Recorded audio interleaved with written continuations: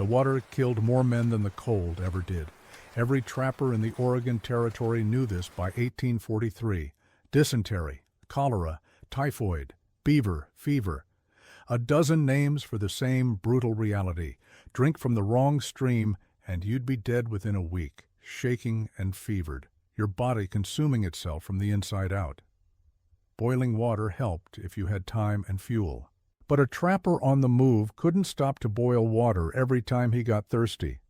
Most men took their chances, drank from clear running streams, and hoped for the best. Some got lucky, many didn't. Marcus Webb had watched 7 men in his brigade die from bad water during the spring of 1842.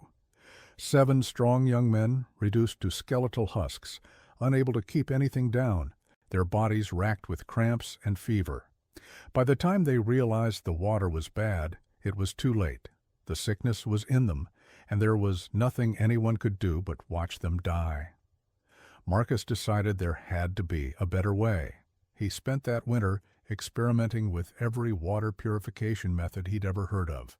Straining through cloth, settling in barrels, adding charcoal, adding whiskey, adding vinegar. Some methods helped a little. None of them were fast enough or reliable enough for a man on the trail. Then, in early March of 1843, Marcus encountered a Klamath medicine woman named Seas Far Water. She showed him something that would change how he thought about water forever. A method so effective that it could purify even the foulest swamp water in under 60 seconds. A method so simple that a child could do it. A method that used something every trapper already carried. And a method that would, decades later, be declared illegal by the very government Marcus had served. This is the story of how one mountain man solved the deadliest problem on the frontier, only to have his solution banned by authorities who didn't understand it, feared it, and eventually tried to erase all knowledge of it. Marcus Webb was born in Kentucky in 1815, the youngest of 6 children. His father was a gunsmith, his mother a midwife. Marcus learned both trades, picking up knowledge from whoever would teach him. By the time he was 20, he could build a rifle from scratch and set a broken bone with equal skill. In 1835, he joined a trapping brigade heading west. The fur trade was already declining, but there was still money to be made if you were tough enough, smart enough, and lucky enough to survive. Marcus was all 3, at least for a while. His first encounter with waterborne illness came during his 2nd year in the mountains. The brigade was working a series of beaver streams in what would later become Idaho. The water looked perfect, crystal clear, fast-moving, cold as ice. Everyone drank from it without hesitation. Within 3 days, half the men were sick. Within a week, 2 were dead. The survivors moved camp, found new water, and slowly recovered. But the incident taught Marcus a crucial lesson. You couldn't trust your eyes when it came to water. The clearest, prettiest stream could be full of invisible killers. He started asking questions. He talked to other trappers about their experiences. He talked to Native Americans about how they chose water sources. He talked to Army doctors about disease. He read every medical text he could get his hands on during his rare trips to trading posts. What he learned was disturbing. Nobody really understood why water made people sick. The germ theory of disease wouldn't be proven for another 20 years. But people knew empirically that some water was safe and some wasn't. They just didn't know why. And they didn't have reliable ways to tell the difference. Boiling water was known to help. Doctors recommended it for drinking water in cities where cholera was a problem. But the reason why boiling worked was a mystery. Some thought it drove out bad vapors.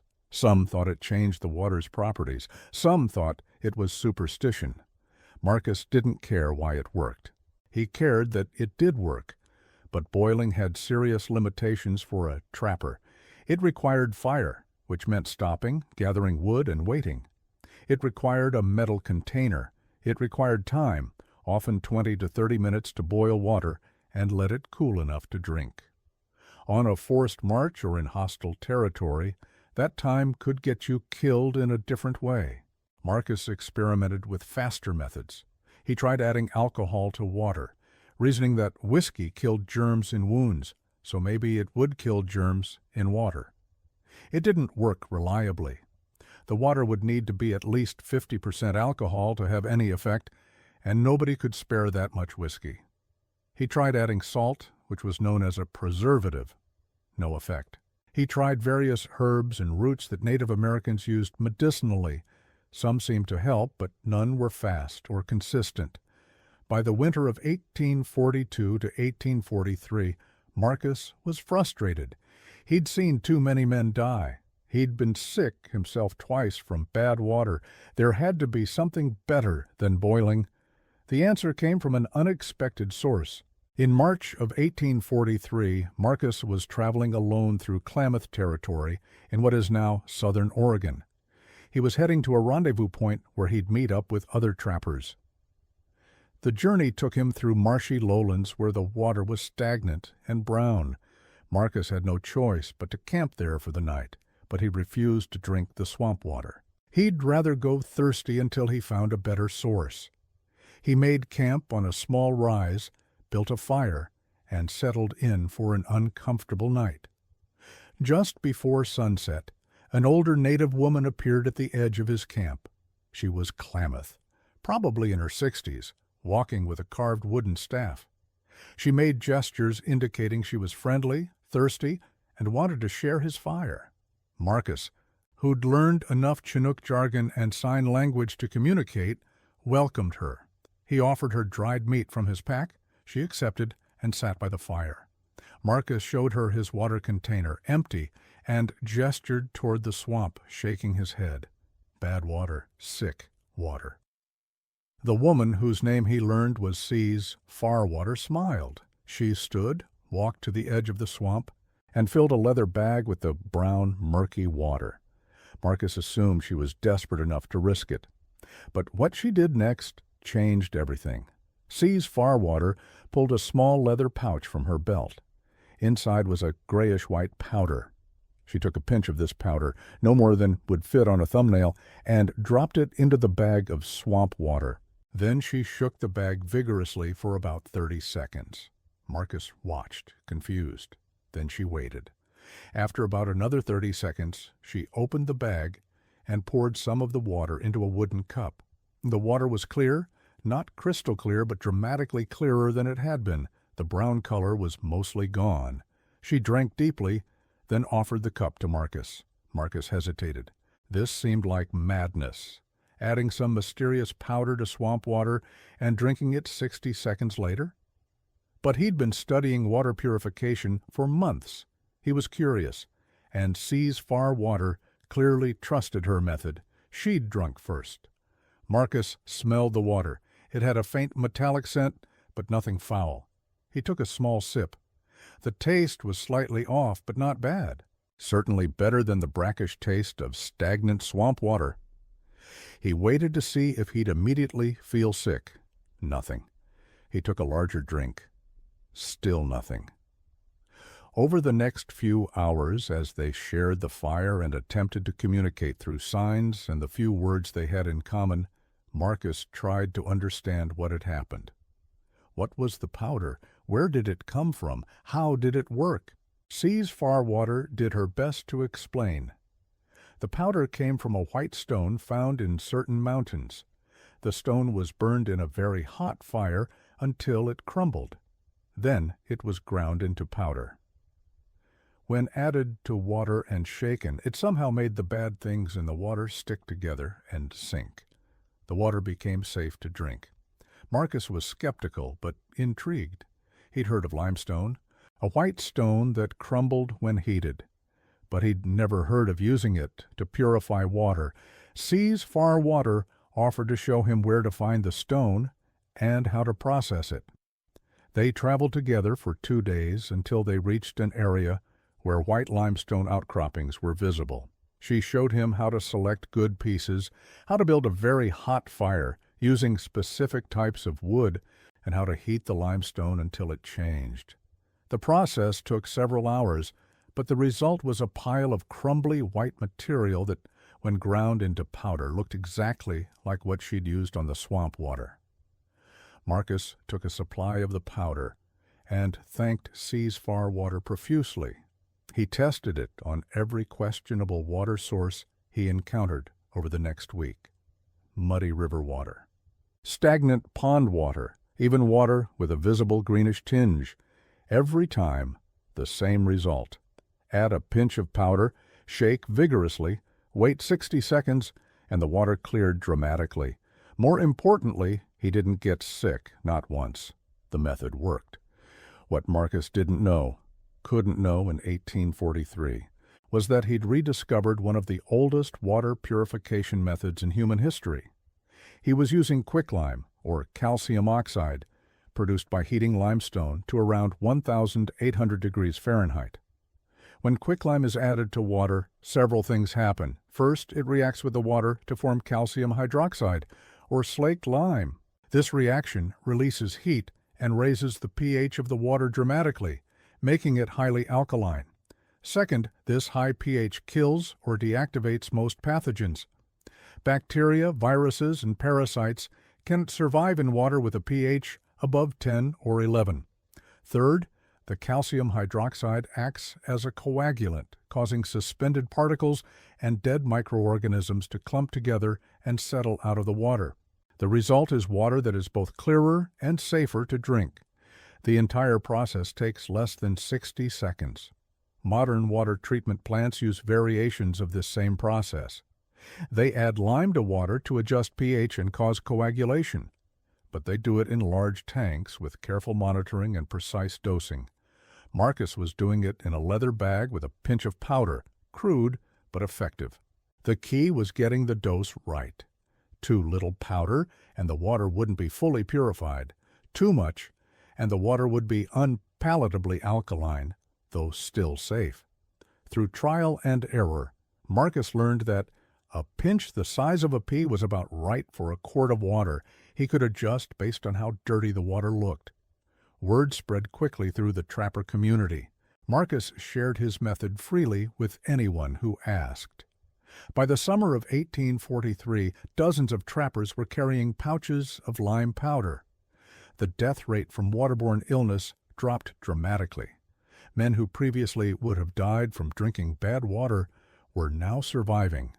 The lime powder became as essential as gunpowder.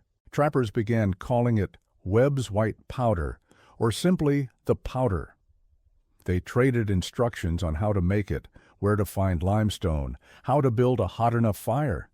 The knowledge spread through the informal networks that connected mountain men across thousands of miles.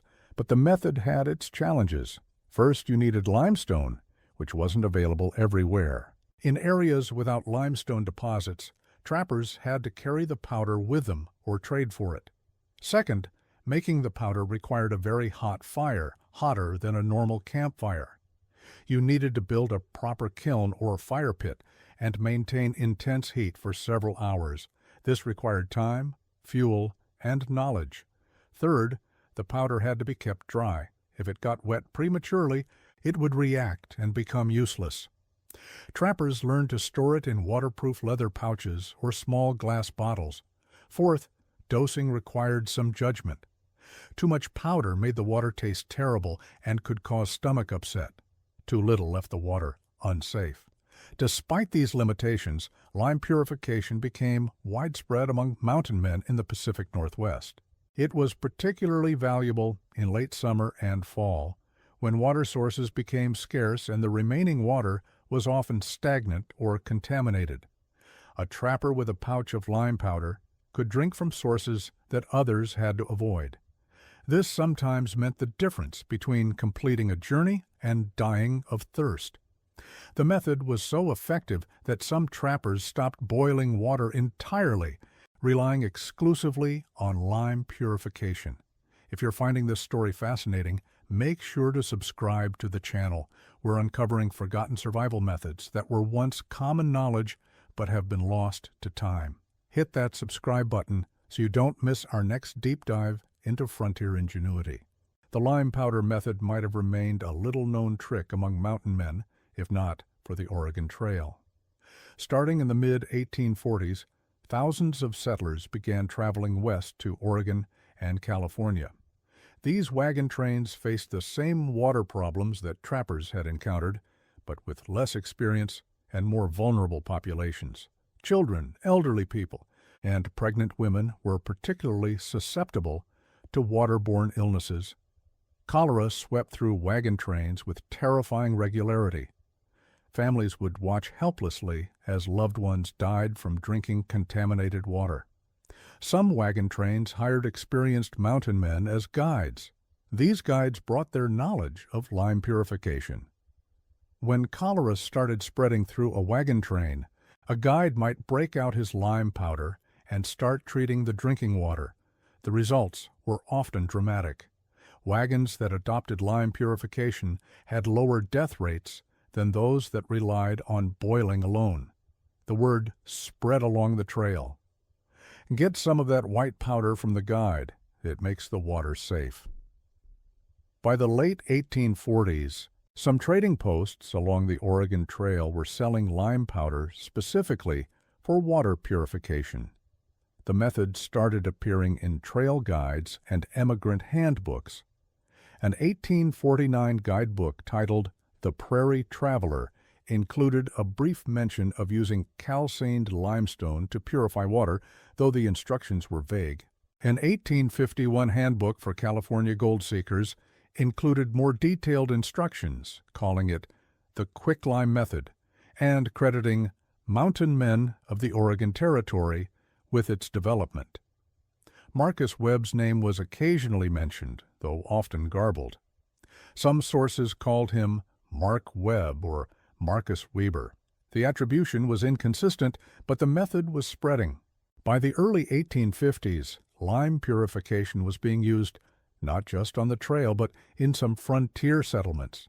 Towns that lacked good water sources began treating their water supply with lime. The results were positive. Communities that treated their water had fewer outbreaks of cholera and dysentery than those that didn't. Some doctors began recommending lime treatment as a public health measure. An 1854 medical journal published a letter from an Army surgeon describing the use of lime purification at a frontier fort, noting its effectiveness in reducing illness among the troops. But success breeds scrutiny. As lime purification became more visible and more widely used, questions arose. What exactly was this white powder? Was it safe to consume? Could it have long-term health effects? Some doctors raised concerns about the high alkalinity of lime-treated water. They worried that regularly drinking alkaline water might affect digestion or cause mineral imbalances in the body. These concerns were largely theoretical. There was no evidence that lime-treated water caused health problems, but the concerns persisted. Then came the first attempt to regulate the practice.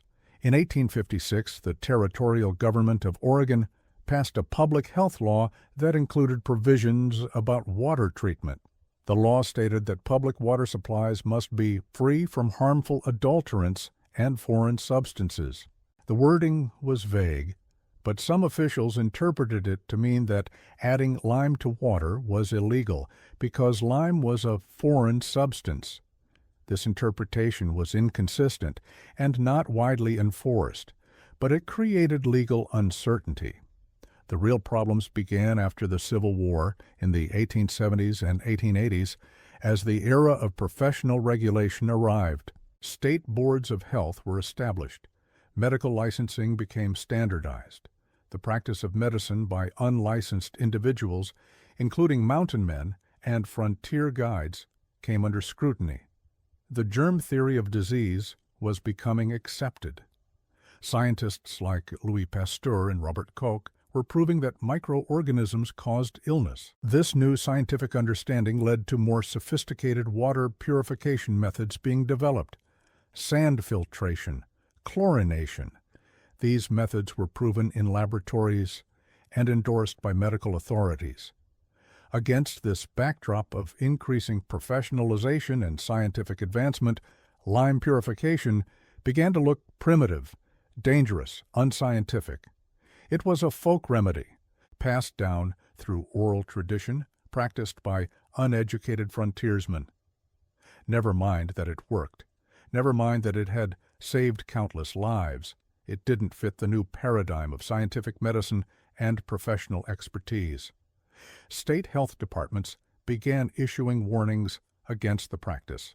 An 1882 bulletin from the California State Board of Health warned that the practice of adding quicklime to drinking water, while it may improve clarity, is not proven to eliminate disease agents and may introduce harmful alkaline substances into the body. This was technically true but misleading. Lime did eliminate most disease agents, as later studies would confirm, and the alkaline substances were not harmful at the doses used for water purification. But the bulletin created the impression that lime purification was dangerous. Other states issued similar warnings. By the late 1880s, several states had passed laws explicitly prohibiting the sale or use of quicklime for water purification without professional supervision. The laws were ostensibly about public safety, but they had the effect of criminalizing a practice that had worked effectively for decades. The enforcement was inconsistent. In remote areas, people continued using lime purification without interference. But in towns and cities, the practice was increasingly restricted. Someone caught selling lime powder for water purification could be fined or even jailed. The justification was that only trained professionals should be treating public water supplies. This was reasonable for municipal water systems, but the laws were often written broadly enough to prohibit individual use as well. A homesteader treating his own well water with lime could technically be violating the law. Marcus Webb, now in his 70s, watched these developments with bewilderment and anger. The method that had saved his life and the lives of countless others was being declared illegal. He wrote letters to newspapers and government officials, explaining the history of lime purification and defending its effectiveness. Few people listened. He was an old mountain man, a relic of a bygone era. His experiential knowledge was dismissed in favor of laboratory science and professional credentials. In an 1887 letter to the Portland Oregonian, Marcus wrote, "I have drunk lime-treated water for 40 years, and I am healthier than most men half my age. I have seen this method save hundreds of lives on the trail and in the mountains. Now the government tells me it is illegal. This is madness." The irony was that scientists were simultaneously proving that lime purification worked. Laboratory studies in the 1880s confirmed that high pH water killed most pathogens. Chemists explained the coagulation process. Engineers began incorporating lime treatment into municipal water systems, though they called it pH adjustment or clarification rather than purification. The same method that was being banned for individual use was being adopted by cities, as long as it was administered by professionals with the right credentials. The issue wasn't whether the method worked. The issue was who was allowed to use it. By the turn of the 20th century, lime purification had largely disappeared from common knowledge. The generation that had used it was dying off. Younger people learned new methods. Iodine tablets became available for individual water purification. Chlorine treatment became standard for municipal supplies. The old ways were forgotten, dismissed as primitive and dangerous. Books written about frontier life mentioned boiling water, but rarely mentioned lime treatment. When it was mentioned, it was often described as a risky practice that was fortunately replaced by scientific methods. The history was being rewritten to erase a method that had worked but didn't fit the narrative of progress. Marcus Webb died in 1894 at the age of 79. His obituary in the Portland Oregonian mentioned his decades as a trapper and guide, but made no mention of his water purification method. That knowledge, which had been his most important contribution to frontier survival, was already being forgotten. By the 1920s, lime purification for drinking water was almost completely unknown. The few references that existed in historical documents were often misunderstood or misinterpreted. Modern readers assumed the historical accounts were exaggerating or describing something incorrectly. How could adding lime to water make it safe to drink in 60 seconds? It seemed impossible. The method wasn't rediscovered until the late 20th century, and even then it was treated as a new innovation rather than a revival of old knowledge. In the 1970s and 1980s, researchers working on water purification for developing countries experimented with various low-tech methods. They found that calcium hydroxide was highly effective at killing pathogens and clarifying water. Papers were published describing the process. Patents were filed. Organizations promoted lime-based water treatment as an innovative solution for communities without access to modern water systems. None of these researchers knew that they were rediscovering what Marcus Webb and countless mountain men had known in the 1840s. It wasn't until the 1990s that a historian studying Oregon Trail documents noticed references to lime purification and began investigating. She found Marcus Webb's letters, tracked down descendants who had family stories about the white powder, and pieced together the history. Her research paper, published in a regional history journal in 1996, documented the widespread use of lime purification on the frontier and its subsequent disappearance. The paper attracted little attention outside academic circles, but it established the historical record. The knowledge had existed. It had worked. It had been lost and then, much later, rediscovered. Today, modern understanding confirms that calcium hydroxide is indeed an effective water purification agent. Studies show it kills or inactivates most bacteria, viruses, and parasites within 2 minutes at proper concentrations. It's particularly effective against cholera, typhoid, and dysentery, the exact diseases that plagued frontier travelers. The World Health Organization recognizes lime as a viable water treatment method for emergency situations. Aid organizations sometimes use it in disaster zones where other purification methods aren't available. The chemistry is well understood, the efficacy is proven, and yet in many jurisdictions, selling or using quicklime for personal water purification remains technically illegal or heavily regulated. The regulations date back to those 1880s laws and have never been fully repealed. In some states, calcium oxide and calcium hydroxide are classified as hazardous materials, requiring special licensing to purchase in any quantity. This makes sense for industrial uses, but it creates legal ambiguity for survival uses. A person who makes quicklime from limestone and uses it to purify water while camping could theoretically be charged with possession of a hazardous material without proper licensing. The laws are rarely enforced in this context, but they remain on the books. The illegal aspect of Marcus Webb's method is not just historical, it's still partially true today. This legal status is particularly frustrating because lime purification has advantages over modern alternatives in certain situations. Iodine tablets, the most common individual water purification method, have several drawbacks. They don't work well in cold water. They leave an unpleasant taste. They can't be used by pregnant women or people with thyroid conditions. They're relatively expensive, and they have a limited shelf life. Water filters are effective, but fragile, expensive, and can clog or break. Boiling requires fuel and time. Lime purification, by contrast, works in any temperature, is cheap, has indefinite shelf life if kept dry, and is fast. For a hiker, camper, or survival situation, a small container of quicklime powder could be more practical than any modern alternative. But you can't buy it legally in most places for this purpose. You'd have to make it yourself from limestone, which requires knowledge and equipment most people don't have. So a method that worked perfectly for Marcus Webb in 1843 is effectively unavailable to us today, not because it doesn't work, but because of legal restrictions based on outdated concerns and professional gatekeeping. The irony is thick. Before we continue with the deeper implications of this story, I want to ask you to subscribe if you haven't already. We're bringing back forgotten survival knowledge that authorities tried to bury, and your support keeps us digging through history to find these lost methods. Hit that subscribe button now.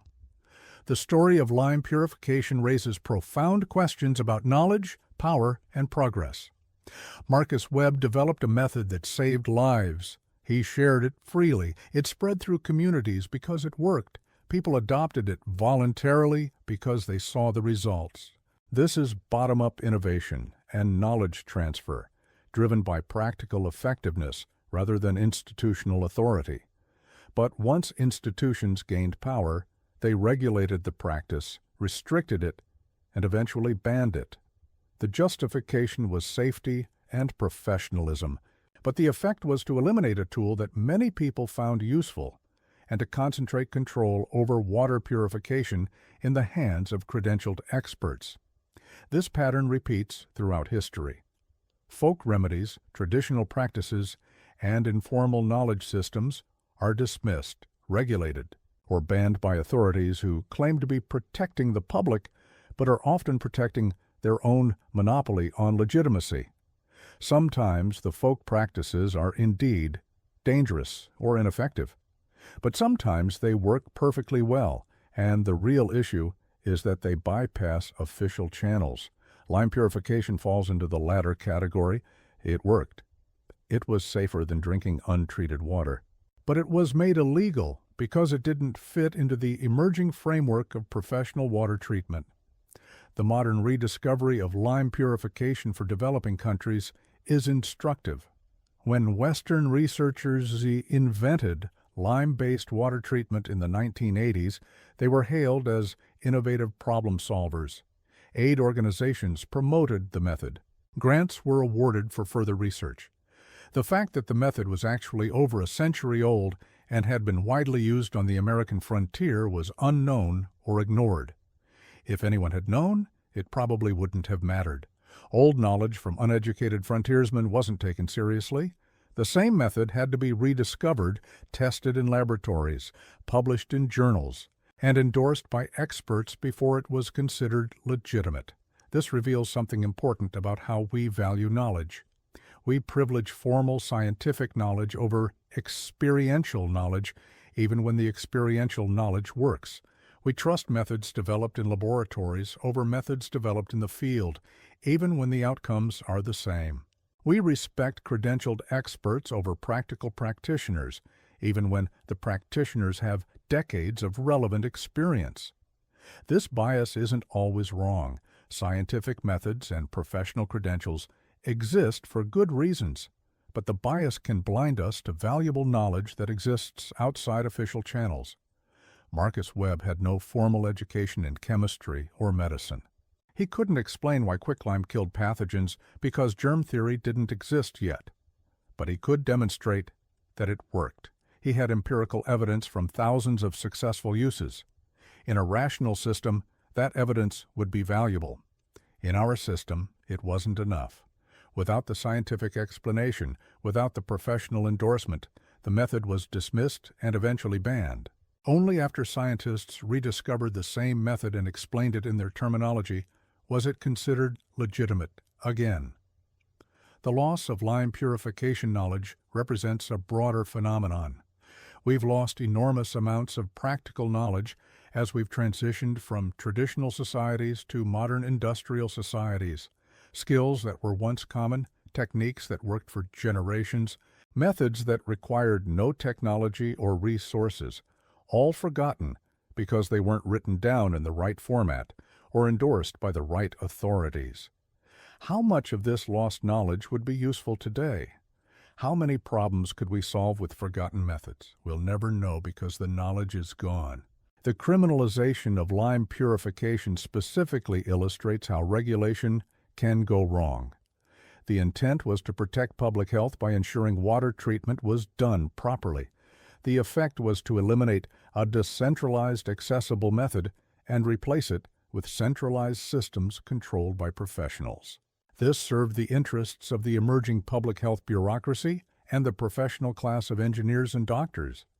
It may not have served the interests of individuals who needed to purify water in situations where professional systems weren't available.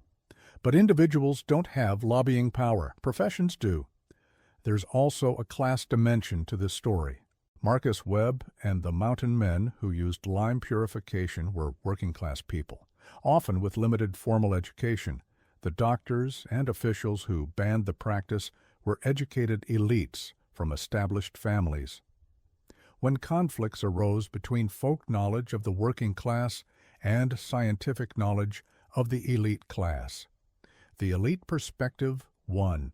This wasn't because the elite knowledge was necessarily better. It was because the elite had more power to define what counted as legitimate knowledge. The fact that elite scientists eventually confirmed that lime purification worked didn't lead to any apologies or policy reversals. The bans remained bans. The modern status of quicklime as a regulated hazardous material shows how regulations can persist long after their original justification has disappeared. The laws were passed in an era when germ theory was new, water treatment methods were primitive, and there were legitimate concerns about unqualified people doing public water treatment. Today, we understand the chemistry perfectly. We know the method works, we know the dosing, we know the safety precautions. But the regulations remain because bureaucracies are better at creating rules than eliminating them. Once something is classified as hazardous, that classification tends to stick, regardless of context. There are legitimate safety concerns with quicklime. It's caustic.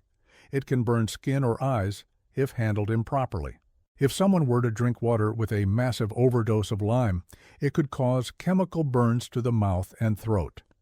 But the same is true of bleach, which is widely available and commonly used for emergency water purification.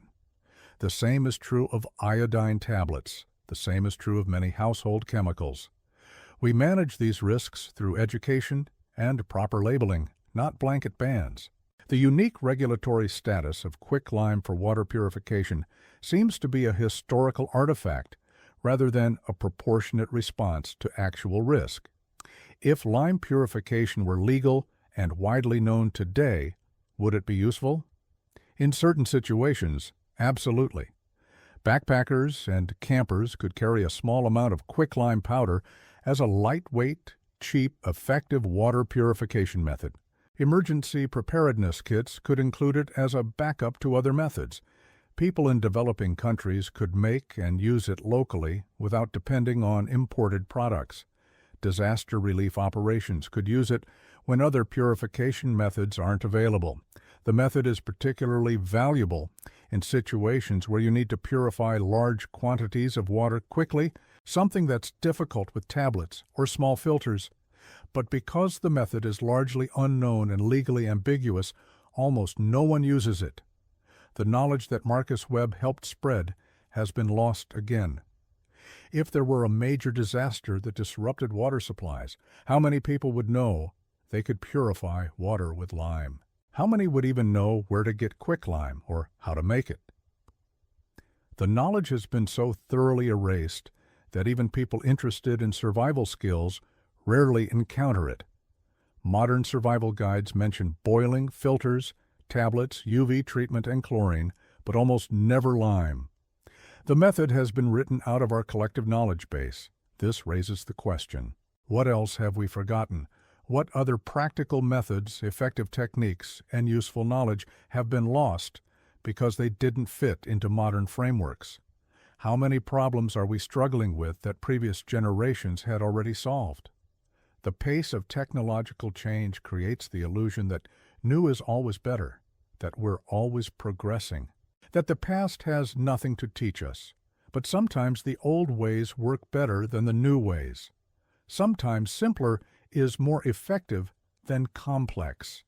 Sometimes the knowledge of uneducated practitioners is more valuable than the theories of credentialed experts. Marcus Webb's lime purification method is a case study in how knowledge is gained, spread, lost, and sometimes rediscovered. He learned it from a Native American woman who'd learned it from her people's tradition. He tested it and confirmed it worked. He shared it with his community. It spread rapidly because people could see the results. It became standard practice among mountain men. Then it spread to settlers and wagon trains. It saved countless lives over several decades. Then it was banned by authorities who didn't understand it or feared it. The knowledge was suppressed and forgotten. A century later, scientists rediscovered it and claimed it as innovation. Today it's recognized as effective, but remains legally restricted. What lessons should we draw from this? First, that experiential knowledge has value even without scientific explanation. Marcus Webb knew lime worked before anyone understood why. Second, that decentralized knowledge sharing can be highly effective. The method spread through the trapper community faster than any official program could have distributed it.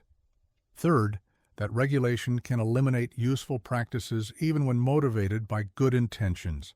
The public health authorities who banned lime purification weren't trying to harm anyone, but their actions had negative consequences.